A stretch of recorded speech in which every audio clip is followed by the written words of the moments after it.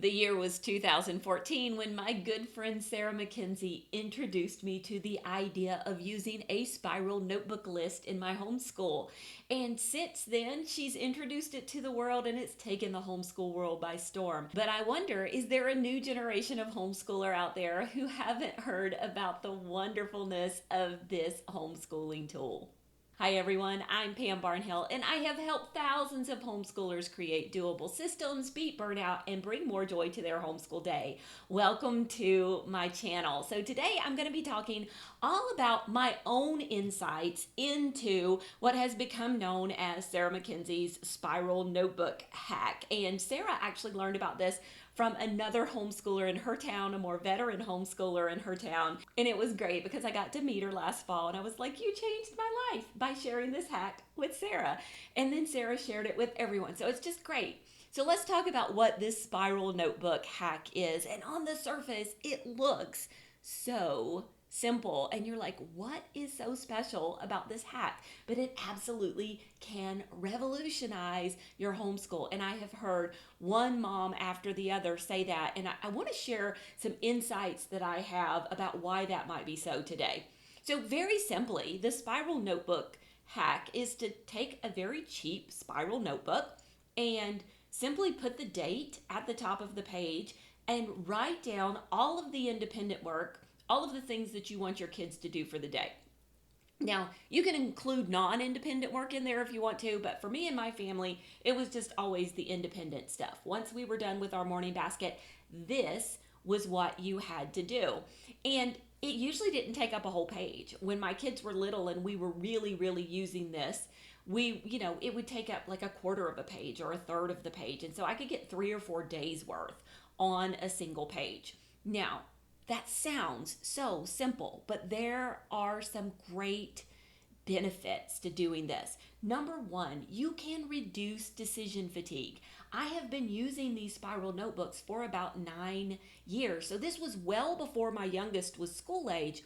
And you better believe when he started kindergarten, I started making him a spiral notebook list even though he couldn't read. And the reason I did that was because I made the decisions ahead of time for me. And so I knew exactly what it was I wanted him to do that day. We could check it off. I was the one reading the list. I was the one using the list, but then he was done with it. But the decision had been made ahead of time. And that is absolutely key to the spiral notebook list. That is one of the things you're doing when you have 3, 4, 5, 6 kids. You have already pre-planned exactly what it is they're going to do. So that's the first thing.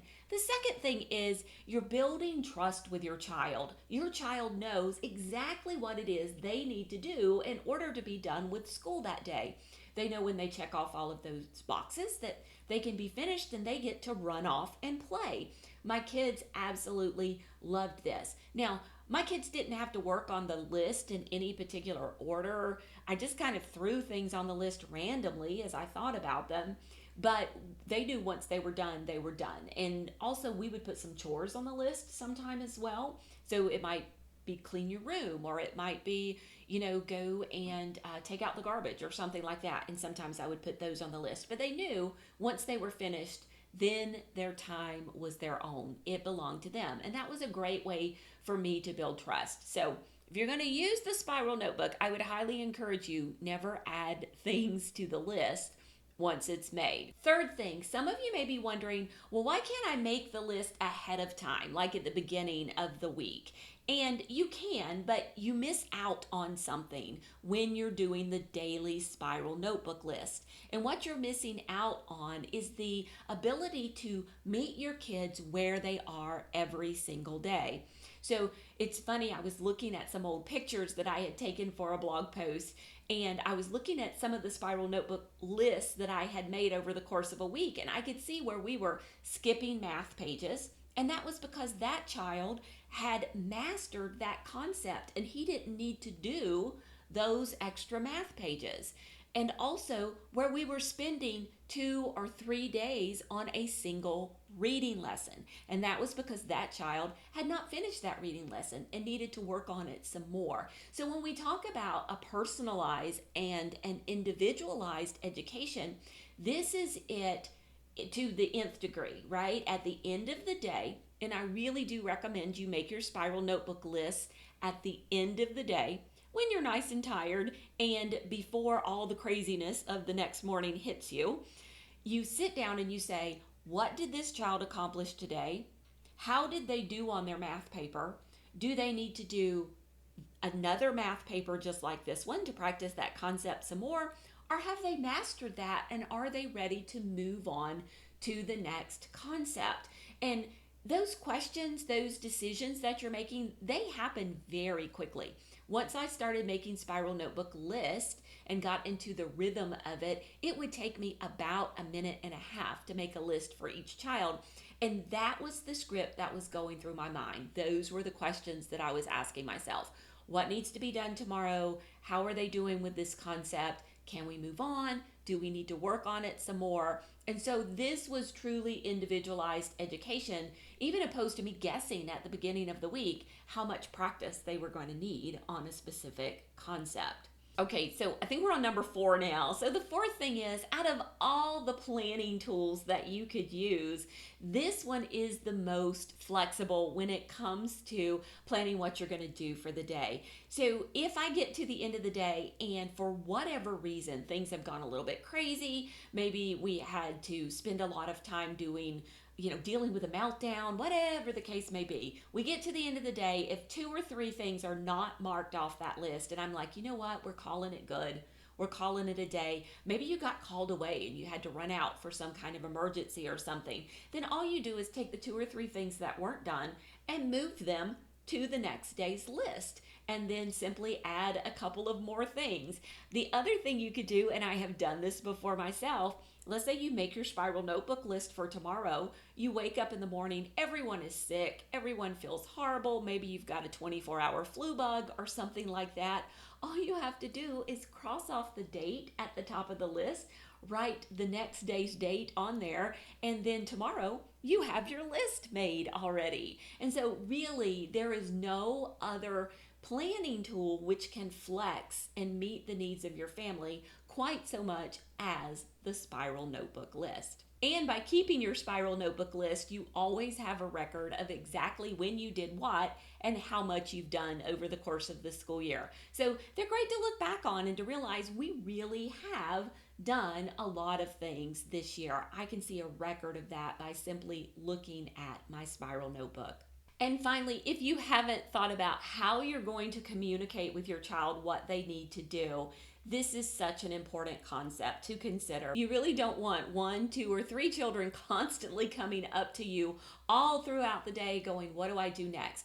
What am I supposed to be doing now? What can I do while you're working on reading with this other child? And those are all questions that are answered simply by using this communication tool of the spiral notebook list. And so put a couple things on the list that they can do independently.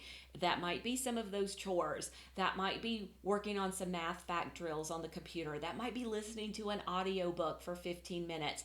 Kind of pad that list with a few of those things that they can do while you're working with another child. So they're not sitting there going, well, I have nothing to do, so I'm just going to run off and make you round me up later to get something else done. And so my kids always had about 1/3 of the things on their list were things that they could totally do independently.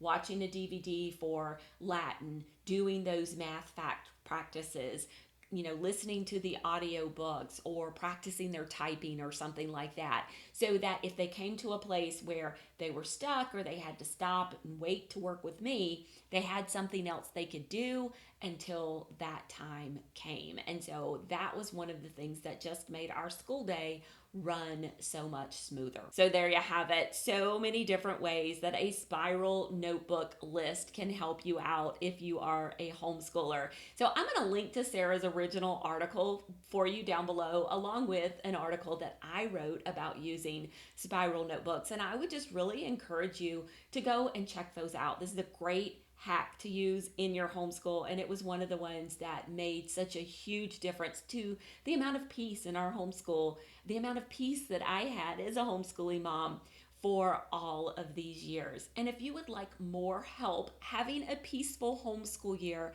we would love to help you. Come on over to pambarnhill.com/autopilot, where we lay out how to plan your homeschool year, how to organize everything, and how to communicate with those kids exactly what it is you need them to do in a flexible manner in our 10 module course. We'd love to help you out.